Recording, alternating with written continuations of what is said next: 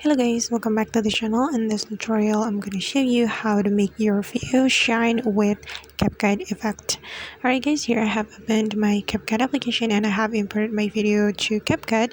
And if you want to make your video shine, you can put effect to your video. You can click on effect option right here and then click on video effect. And since we want to make our video shine, we can choose light effect right here. Click on light effect, and then there will be a couple of effects that you can use. And to make your video shine, I suggest you to choose this angel effect. So just click on angel effect, then you can adjust the effect by clicking on this adjust button. But if you don't want to adjust it, you just need to click on this check mark button. Okay, and then you can make the effect align with the video, so you can drag the effect like this. Okay, and now let's just take a look at the result.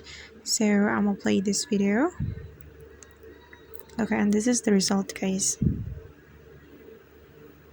Alright guys, and that's how we can make our video shine in CapCut. I hope this tutorial will be helpful for you. Thank you so much for watching and see you on the next video.